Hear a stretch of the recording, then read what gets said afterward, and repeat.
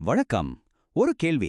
உலகம் முழுசும் ஒரு பெரிய வெள்ளத்துல மூழ்கி போனப்போ உயிர்களோட விதைகள் எல்லாம் எங்க போயிருக்கும்னு நீங்க என்னைக்காவது யோசிச்சிருக்கீங்களா?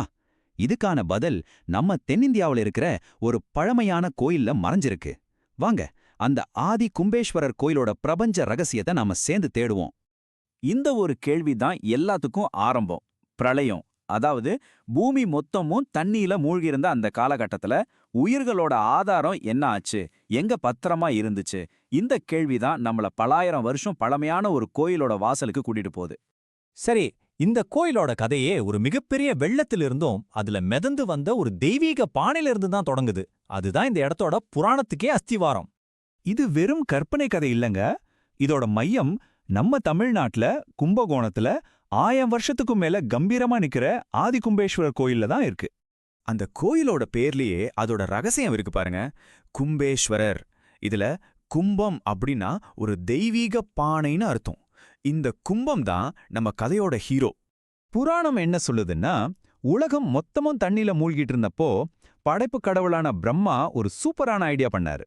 எல்லா உயிர்களோட விதைகளையும் பத்திரமா எடுத்து ஒரு புனிதமான பானைக்குள்ள, அதாவது கும்பம்னு சொல்ற அந்த பானைக்குள்ள வச்சிட்டு அந்த பிரளய வெள்ளத்துல அதை மிதக்க விட்டுட்டாரு. அந்த பானை அப்படியே தெற்கு பக்கம் மிதந்து வந்து ஒரு இடத்துல கரை ஒதுங்குச்சு.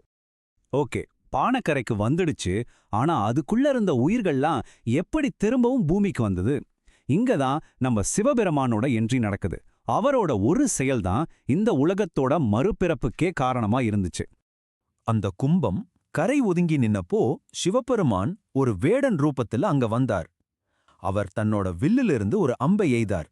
அந்த அம்பு நேரா போய் அந்த பானைய உடைச்சுது. பானை உடைஞ்சதும் உள்ள இருந்த அமிர்தம் சிதறி பூமி மேல கொட்டுச்சு. அந்த அமிர்தம் பட்ட இடமெல்லாம் உயிர்கள் திரும்பவும் துளிர்க்க ஆரம்பிச்சது. இப்படிதான் உலகம் மறுபடியும் பிறந்தது. இங்கதான் ஒரு முக்கியமான விஷயம் இருக்கு. அந்த உடைந்த பானையோட மணலும் சிதறிய அமிர்தமும் ஒன்னா கலந்து ஒரு லிங்கமா உருவாச்சு. அதுதான் இன்னைக்கு நாம ஆதி கும்பேஸ்வரர்னு கும்பிடுற மூலவர். யோசிச்சு பாருங்க, பிரளயத்துல இருந்து உயிர்களை காப்பாத்தின அந்த கும்பமே இங்க தெய்வமா இருக்கு. இந்த தெய்வீகமான கதை இன்னைக்கும் கல்லுல ஒரு உறைஞ்சு போன கலையா நம்ம கண் முன்னாடி நிக்குது. வாங்க, இப்போ அந்த கோயிலோட பிரம்மாண்டமான கட்டிடக்கலைய பத்தி பார்க்கலாம். நீங்க கோயிலுக்குள்ள போறதுக்கு முன்னாடியே உங்களை அசர வைக்கிற ஒரு விஷயம் இருக்கு. அதான் ராஜகோபுரம். சும்மா இல்ல, சுமார் 128 அடி உயரம். வானத்தையே தொடர மாதிரி நிக்கிற இந்த கோபுரத்தை பார்த்தாலே ஒரு நிமிஷம் அப்படியே மெய் மறந்து நின்னுடுவீங்க. நிஜமாவே ஒரு கட்டிடக்கலை அதிசயம்தான் அது. இந்த கோயில் முழுக்க இருக்கிற சின்ன சின்ன சிற்பங்களா இருக்கட்டும், பெரிய பெரிய தூண்களா இருக்கட்டும், எல்லாமே சோழர்கால கட்டிடக்கலையோட உச்சம். இது வெறும் கோயில் மட்டும் இல்ல, நம்மளோட வரலாற்று பொக்கிஷம். சரி, வெளியில இருக்கிற இந்த பிரம்மாண்டத்தெல்லாம் பார்த்துட்டோம். இப்போ கோயிலோட இதய பகுதிக்கு, அதாவது கருவறைக்குள்ள போலாம். அங்கதான் முக்கியமான தெய்வங்கள் இருக்காங்க. கருவறையில அந்த அமிர்தமும் மணலும் கலந்து உருவான ஆதி கும்பேஸ்வரர் இருக்கார். அவருக்கு துணையா மங்களத்தை அள்ளித்தர மங்களாம்பிகை அம்மன் இருக்காங்க.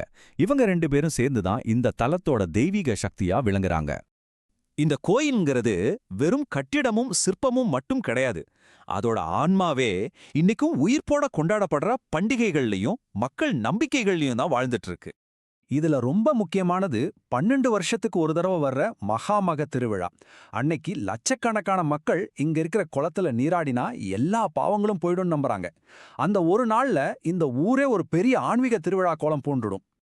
கடைசியா பார்க்கும்போது ஒன்னு புரியுது. இது வெறும் கோயில்னு இல்ல, லட்சக்கணக்கான மக்களுக்கு இது ஒரு நம்பிக்கை, ஒரு ஆறுதல், அவங்களோட வாழ்க்கையோட ஒரு அங்கமா இருக்கிற ஆழமான ஆன்மீக அனுபவம்.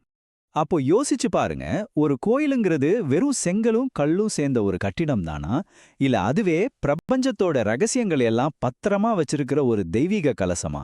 இந்த கேள்விக்கான